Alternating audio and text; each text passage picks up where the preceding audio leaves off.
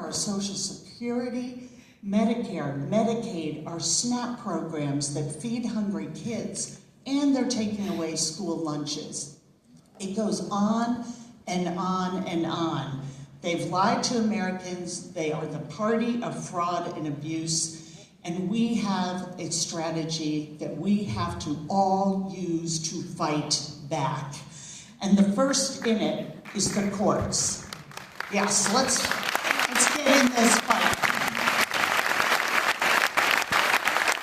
So we have a three-pronged strategy. First is the courts, and we are meeting with great success. Over 100 lawsuits, and we want to keep the urgency of this moment and where we are in the crisis. And I also want you to take away from the presentation today and the conversation we're going to have that we are winning. We are winning. We have to keep it up. We've got to do more. We've got to lean harder. We've got to be louder, but we are meeting with success. And that is done in partnership with our incredible AG and Democratic AGs across the country and groups like Democracy Forward that are helping us put these cases quickly before the courts. So our second prong is legislation.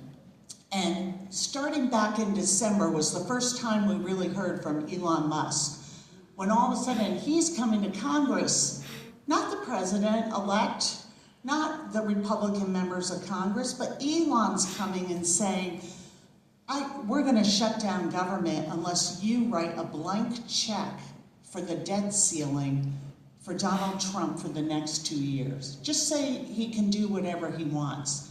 That way he can just pass his $4.5 trillion with a T tax cut and not have to worry about it. We'll just put it all on the credit card for our country, for our kids and grandkids to pay off. We said no to that.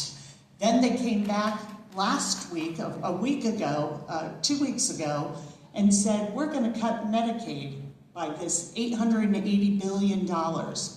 You guys gonna vote for that? Democrats did not give them a single vote to scam the American people out of their health care. We have seen this before.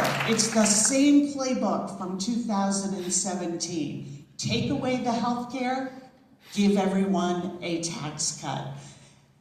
This week is going to be another important point in our pushback against them. They have released today their budget and said that it will go for the next 7 months. In Congress talk, we talk about that being a year-long budget, but that it is till the end of the fiscal year. So when you hear year-long, it's really till the end of September. Our fiscal year is October 1. What this budget would do is basically, again, hand DOGE and the Trump administration a budget for them to do whatever they want.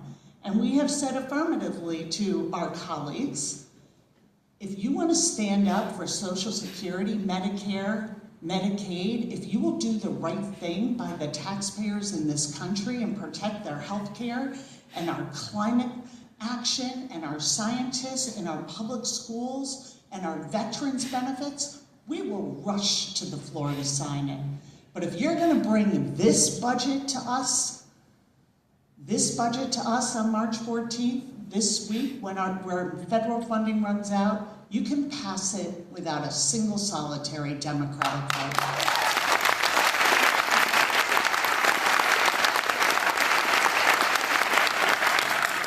And then we will have a longer discussion about mobilization, because this is where all of you come in and where we need you, and we have to be together on this. We are moving the needle. We'll go through some of that later, but we need more. We need more. And we all have to understand that the only way is through the daily block and tackle. All of us have to do all we can to meet this moment. And I'm going to turn it over to our amazing AG, but I just want to say a few words about her. I think you all know from the round of applause she got how amazing and how fortunate we are that she is here at any time, because her office does incredible work, but especially helping us meet this time in our country's history. She is trailblazing, she's history making, and she is just a friend and a colleague, and always has a warm smile with a steely spine. And on this International Women's Day,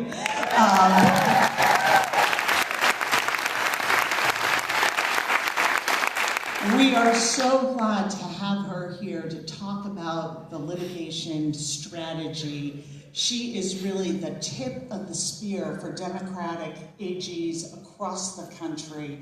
And Andrea, thank you. Thank you for your work. Thank you for coming to Waltham. I know you just came from swim lessons over here, and we like moms who do it all. And so without further ado, another warm welcome for our Attorney General, Andrea. Thank you. Thank you, Congressman. Thank you all. I'm going to keep on smiling, and I'm going to make sure my spine stays nice and strong. So thank you. And yes, I am not only the AG, I'm a mom. I have a 5-year-old and a 7-year-old. And we started the day with swimming. I had sweatpants on, and hair was, but did change and to come appropriate to this audience. So I'm grateful to be here with my fabulous friend, your Congresswoman Katherine Clark, who also deserves a round of applause.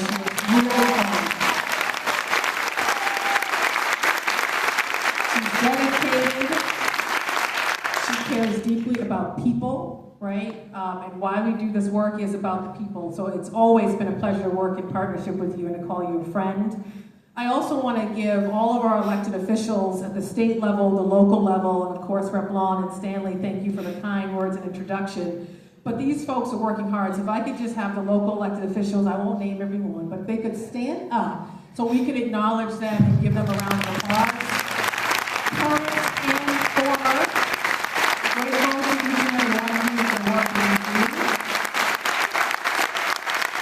We're also grateful for the school for hosting us, and we're going to give a special shout out to MJ, who is the custodian here, who's opening the doors.